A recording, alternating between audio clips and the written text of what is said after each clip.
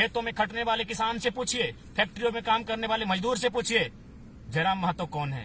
अगर वो हमारे लिए नेगेटिव कहेगा, हम उस समय बैक पा जाएंगे। जनता के लिए नया रूल रेगुलेशन बनाएंगे। हम लोग उन व्यवस्थाओं को बदलेंगे जिन व्यवस्थाओं में अब तक हम लोग बंधे हैं। वो शख्स, अगर वो इंसान जाग रहा है, जाके देखिए उसके मोबाइल में एक वीडियो चल रहा है और वीडियो जयराम महतो का है। जो लोग कभी साथ आएंगे कि धीरज साहू जिसे जितने भी लोग हैं सामने आए, लेकिन वो बंदा इसीलिए पकड़ा गया कि वो कांग्रेस का है। क्या इसलिए देखा कि वो बंदा कांग्रेस का था। धीरज साहू देखिए, जो गलत है तो गलत है, ठीक है। हम भी चाहेंगे कि धीरज साहू जिसे जितने भी लोग हैं सामने आए, लेकिन वो बंदा इसीलिए पकड़ा गया कि वो कांग्रेस का है। क्या बीजेपी के वालों के पास नहीं है? उससे 2 गुना 3 गुना 4 गुना है। लेकिन चूंकि सरकार में बैठे हैं और यही हमारी देश के माहौल बना है, लाइव चलाकर पूरी जनता को दिखाने लगते हैं ये क्या हो रहा है। जनता के लिए नया रूल रेगुलेशन बनाएंगे। हम लोग उन व्यवस्थाओं को बदलेंगे जिन व्यवस्थाओं में अब तक हम लोग बंधे हैं। हम लोग जनता के हैं, जनता के लिए हैं, और हम लोग उसके लिए किसी भी नए नियम कानून को स्थापित करने के लिए बाध्य करेंगे बाकी लोगों को। इसलिए लोगों को इसी बात का दिक्कत होता है। ये साधारण सा लड़का, कल तक इसको कोई जानता नहीं था, खाने का ठिकाना नहीं, रहने का ठिकाना नहीं, पहनने का ठिकाना नहीं। आज वो लड़का अपनी निडरता के कारण इस राज्य में एक ऐसा माहौल बनाया है, इस बात को मानना होगा कि हम लोग विचारधारा हैं। अच्छा जयराम जी, अब लग रहा है कि टाइगर जयराम तो एगो टाइगर नहीं है, अब 1000 टाइगर है, क्योंकि आपके इतने दिन के एब्सेंस में भी इतने लोग, उसके बावजूद देखिए बरही में कार्य हुआ। नहीं तो हर जगह आपको बुलाया जाता था, अभी आपके टीम का आप फोन कर देते हैं। बरही में हमारे संगठन की विजय हुई, बड़का गांव में विजय हुई, मांडू में विजय हुई, रामगढ़ में विजय हुई, कोल्हान में तो मैं गिन नहीं पाऊंगा। जो पिछले 1 महीना में जो कोल्हान से हमारा रिजल्ट आया है, हमारे कोल्हान के साथियों ने जबरदस्त हमारी बिना उपस्थिति के उन्होंने काम किया है। रात 1:30 बजे कल ही 12 लाख का आज तो ऐसा नहीं है। हम लोग विचारधारा बन चुके हैं और हमें आलोचनाएं हमारी और हमारे लिए गलत बातें वही लोग मनगढ़ंत कहानियां बताते हैं जो पॉलिटिक्स में है। आप किसी गांव में जाइए, खेतों में खटने वाले किसान से पूछिए, फैक्ट्रियों में काम करने वाले मजदूर से पूछिए, जयराम महतो कौन है। अगर वो हमारे लिए नेगेटिव कहेगा, हम उस समय बैक पा जाएंगे। वो हमें नेगेटिव नहीं कहेंगे। नेगेटिव कौन कहते हैं? जो पॉलिटिक्स में है, जो प्रखंड अध्यक्ष है, जो जिला अध्यक्ष है, जो मीडिया प्रभारी है, जिसका मोबाइल रिचार्ज होता है, जिसको 2 नली गली सड़क पुलिया मिलता है, तो जाहिर सी बात है वो अपने नेता का गुणगान करेगा ही। अगर हम उसकी जगह होते तो शायद हम भी वही करते। लोग तो आपके बहुत सारे चाहते हैं, आपकी जिस तरह से बातों को रखते हैं, लोगों को हक अधिकार दिलाते हैं, दिल से चाहते हैं, लेकिन चुनाव सामने है। चुनाव में बहुत सारे ऐसे आपके जैसे नए युवा अच्छे विचार वाले लोग चुनाव में आते हैं, लेकिन उस तरह का नहीं दिखा पाते जिस तरह से लोगों को भाषणों में काम करके दिखाना, एक प्यार जो मिलता है। तो इस तरह का आप कैसे लोगों को उस भावना में लाइएगा? देखिए, समय लगेगा, लेकिन ऐसा नहीं कि हम लोग नहीं कर पाएंगे। पार्टी वाला कहता है कि बूथ स्तर में काम नहीं कर रहा है, लोगों को तो दिखा रहा है, बूथ मजबूत नहीं कर रहा है। जो अगर ये सवाल कर रहे हैं, जो पार्टी वाले अगर हमारी इस तरह आलोचना ही कर रहे हैं कि हम लोग बूथ पे काम नहीं कर रहे, तो बढ़िया बात है, रास्ता में बता रहे हैं, हम बूथ तक जाएंगे। देखिए, सबसे पहली बात है कि ये सच्चाई है कि हम लोग नई पार्टी हैं, हमें समय लगा है, लेकिन इसका मतलब ये नहीं कि हमारी आइडियोलॉजी गांव तक नहीं पहुंची। मैं आपको उदाहरण देना चाहूंगा। अगर आपको जिस लोकेशन में आप हैं, यहीं बहुत सारे गांव ऐसे हैं।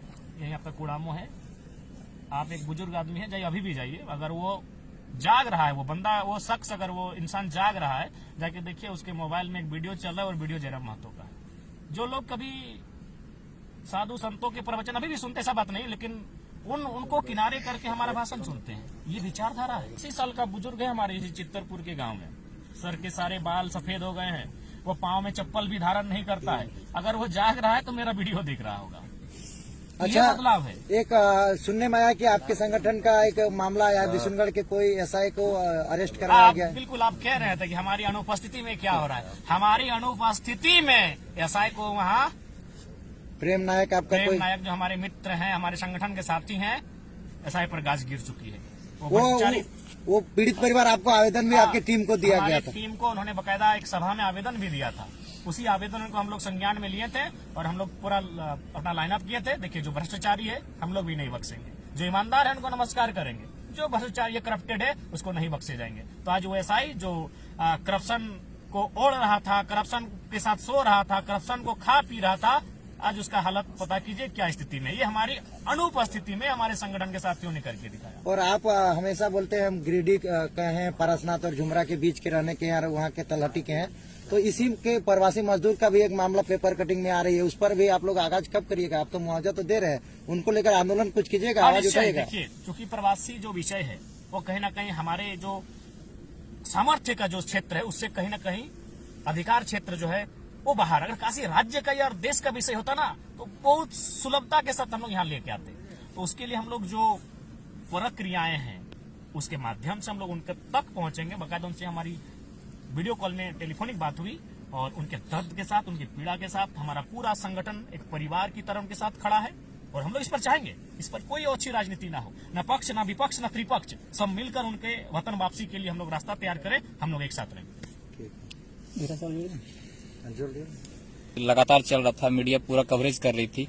धीरज साहू का मामला था जो कांग्रेस के राज्यसभा सांसद थे, इतना पैसा 350 करोड़, पर आज तक उस पर कोई कार्रवाई नहीं हुआ, कुछ नहीं दिखाई दिया। देखिए, सबसे पहली बात मैं आपको कहना चाहूंगा बिल्कुल, और एक महत्वपूर्ण मैं चाहूंगा इस वीडियो का अलग पार्ट के माध्यम से अपलोड कीजिए। मैं इस वीडियो के माध्यम से एक संदेश भी देना चाहूंगा। धीरज साहू, देखिए सबसे पहले उनके जैसे इस देश में 790 सांसद हैं, 543 प्लस 2 यानी 545 सांसद लोकसभा के, 233 प्लस 12 यानी 245 राज्यसभा के, यानी कुल मिलाकर 790। चलिए हमने उनमें से 90 को हम प्रणाम, मेरा दिल कहता है 90 लोग ईमानदार होंगे, 90 लोग ईमानदार होंगे। चलिए उन 90 को हम माइनस करते हैं, अब बच गए 700 सांसद। ये बहुत गंभीर विषय में बात कर रहा हूं क्योंकि देश की सारी समस्याओं का समाधान इस विषय पर है।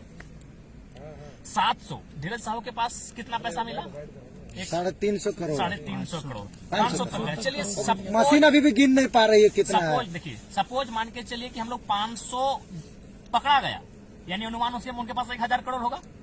जबकि धीरज साहू एक सामान्य सांसद है, राज्यसभा सांसद। हाँ, सामान्य ही कहेंगे। 790 में एक सांसद भी होता है जिसमें विधायक 81 को है, लेकिन 10-12 को वीआईपी है, थोड़ा सा बाहुबल, धनबल, मैंने क्रेज, तो एक सामान्य सांसद है। इन्हें राजभर में पहले कोई नहीं जानता था, पैसे के बदौलत से, कुछ संपत्ति से जानते तो एक सामान्य सांसद जिनको कल तक कोई जानता नहीं था, उस शख्स के पास अनुमान 1000 करोड़ है। तो मान के चलते हैं कि हम सामान्य सांसद उन 700 में मान के चलते हैं कि आधे से ज्यादा को सामान्य रखते हैं, यानी 700 में 400 को हम सामान्य सांसद मानते हैं। 400 गुना 1000 करोड़ कितना हो गया? 4000 करोड़, 40,000। ठीक से एक बार काउंटिंग कर लीजिए। फिर से आप क्या बोले? 400 गुना 1000, 4 लाख। 1000 करोड़ एक बंदे के पास है, 1000, 400 के पास कितना होगा? यानी आप 4 लाख करोड़। सोच के देखिए कितना धनराशि हुआ। चूंकि 400 मैं सामान्य सांसद गिन रहा हूं, अब मैं बात करता हूं बाकी 300।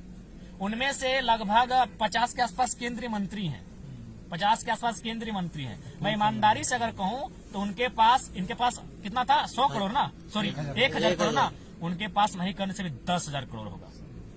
50 केंद्रीय मंत्री, फिर उसको गुना कीजिए 10,000 करोड़ से वो राशि कहां तक जाएगी। अब उन 50 को माइनस करते, हमारे पास अभी भी बचे हुए हैं 250 सांसद। उन 250 को हम अनुमान मार्ग शहर के बीच 5000 में लाते हैं, यानी उस 250 सांसद को फिर 5000 से गुना कीजिए, क्या परिस्थितियां होंगी, कितना धनराशि जमा है। अच्छा एक बात बताइए, जब हम बोलते हैं कि किसी लड़का को, एक छोटा सा उदाहरण देते हैं, चाहे हम दिनेश सर को बोलेंगे सर अच्छा से रहिए ना, अच्छा से थोड़ा अच्छा दिखिए ना, इसका मतलब क्या? ये अच्छा पहनेंगे तभी ना अच्छा रहेंगे, अच्छा खाएंगे तो अच्छा कहां से आएगा? पैसा से। अच्छा पहनेंगे यानी जूता अच्छा होना चाहिए, अच्छा खाने बोलेंगे यानी भोजन अच्छा होना चाहिए, वो कहां से आएगा? पैसा से। यानी सारा चीज है आर्थिक स्थिति से। इसलिए देश को इस विषय पर सोचना होगा। यानी एक सांसद के पास अगर 1000 करोड़ है तो बाकी 790 सांसद, उनमें 90 को माइनस करके जो 700 बचेंगे, उनके पास कितना पैसा है? तो कहाँ राज गरीब है? राज तो अमीर ही है। राज भी गरीब नहीं है और न ही देश गरीब है। मुट्ठी भर लोगों के हाथों में देश की संपत्ति है, इसलिए आज ये देश की दशा है। भगत सिंह ने एक कथन कहा था, मैं इसको पुनः कोट करूंगा, कि कोई भी इंसान इतना अमीर नहीं होना चाहिए कि दूसरे इंसान को खरीद ले, और कोई इंसान इतना भी गरीब नहीं होना चाहिए कि उसे अपने आप को बेचना पड़े। ये माहौल देश में बन चुका है। ये तो आप पुराने भाषणों में भी तो देते हैं। ये माहौल देश में बन चुका है कि कुछ लोग किसी को खरीद लेते हैं, मतलब अपने घर में लाकर पशुओं की तरह खटाते हैं, उसको साफ करवाते हैं, जो भी करते हैं काम, जो एक जानवर की तरह से काम लेते हैं वो। यानी एक इंसान दूसरे इंसान को खरीद चुका है, और वो जब अपने आप को बेच चुका है, रीजन क्या था? पैसा। और वो पैसा कहाँ है? हमारे सांसदों के पास। एक लॉजिकली बात देखिए, झारखंड की अगर हम बात करें तो आई थिंक झारखंड में शायद 2001 के आसपास सर, अगर आप लोग गूगल कीजिएगा तो हमको लगता है 19,800 के आसपास विधायक लोग का वेतन था। 19,800। अगर आप 2010 के आसपास चले आइएगा तो वो वेतन चला गया था 49,000 समथिंग, यानी 50,000। आज वो वेतन लगभग 2,72,000 के आसपास है।